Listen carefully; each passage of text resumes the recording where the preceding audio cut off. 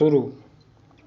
इस जगत में समस्त जीवों में भाषा ही वह उपलब्धि है जो मानव को अन्य प्राणियों से विलग करती है।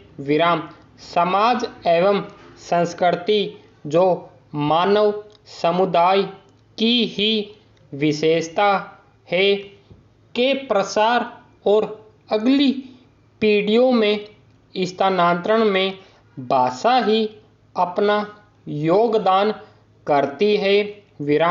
किसी संस्कृति की विशेषताएं, रीति रिवाज, संस्कार और शिक्षाएं इत्यादि भाषा के ही माध्यम से एक पीढ़ी से अगली पीढ़ी तक संचारित होती है। मानव इतिहास में जैसे जैसे अन्य समाजों के संपर्क में आया, उसने अपनी भाषा अर्थात मातृभाषा के अतिरिक्त अन्य भाषाओं को भी सीखना और समझना प्रारंभ किया। इसका परिणाम है कि आज विश्व में और हमारे देश में शस्त्रों की संख्या में भाषाएं प्रचलित है, लेकिन किसी भी समाज को जीवंत बनाने में और उसे शिक्षा संस्कार के माध्यम से विकसित करने में सर्वाधिक योगदान मातृभाषा का ही होता है। जिस प्रकार किसी समाज को जीवित रखने में मातृशक्ति अर्थात महिलाओं का होना आवश्यक है, उसी भांति किसी समाज की शिक्षा और संस्कार के विकास और उन्नति में मातृभाषा का महत्व अप्रतिम है। विभिन्न शोधों के आधार पर मनोवैज्ञानिकों, शिक्षाविदों और वैज्ञानिकों का यह मत है कि बच्चे को मातृभाषा में शिक्षण देना सर्वाधिक फलदायी होता है। विशेषकर प्रारंभिक शिक्षा तो मातृभाषा में ही दी जानी चाहिए। क्योंकि कोई भी बालक या कोई भी व्यक्ति चिंतन अपनी मातृभाषा में ही करता है। अतः यदि शिशु को आरंभ से ही उसकी मातृभाषा में शिक्षा प्रदान की जाए तो किसी अन्य भाषा की तुलना में बच्चा अधिक शीघ्रता से सीखता है।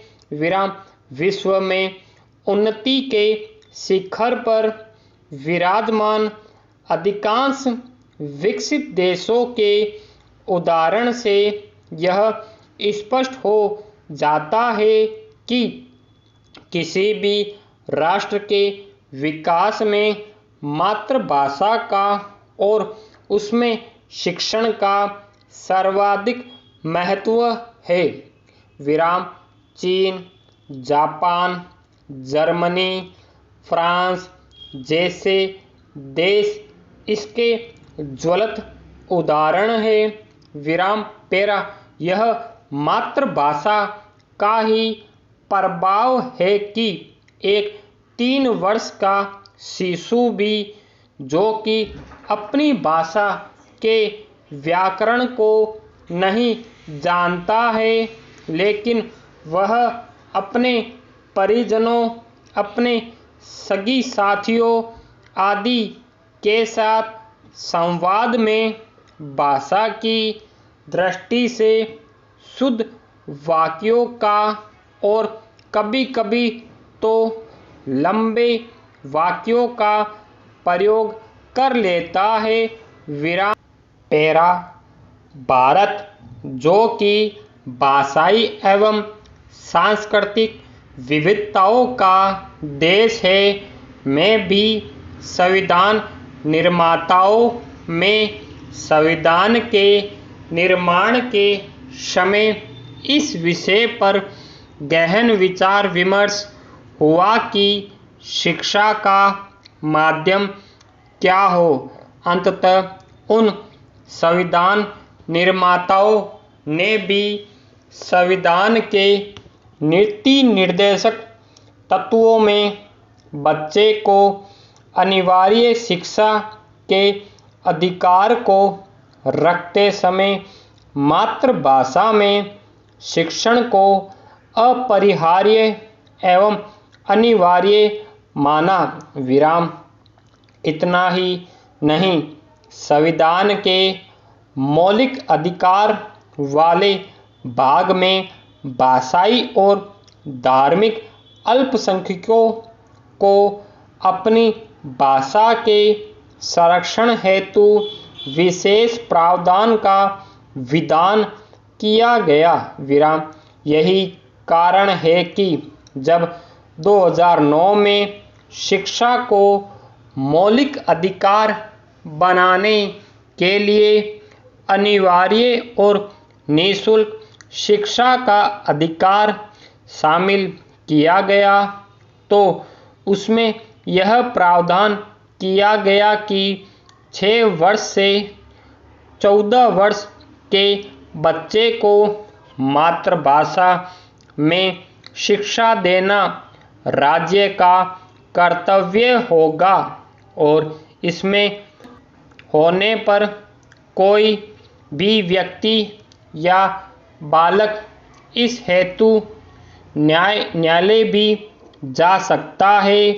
भारत में 1960 के दशक में जब दक्षिण में भाषा के संदर्भ में विवाद उत्पन्न हुआ, उसके उपरांत सरकार द्वारा स्वीकृत त्रिभाषा फॉर्मूला में भी बच्चों की मातृभाषा को स्थान दिया गया।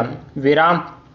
इतना ही नहीं, नई शिक्षा नीति के अनुपालन में भारत सरकार के निर्देश पर NCERT द्वारा विकसित राष्ट्रीय पाठ्य चर्चा की रूपरेखा 2005 में जिन 5 प्रमुख मार्गदर्शक सिद्धांतों को अपनाया गया, उसमें से एक यह भी है कि बच्चे को मातृभाषा में शिक्षा प्रदान की जाए और बहुभाषिकता का बालक के विकास में एक संसाधन की तरह प्रयोग किया जाए।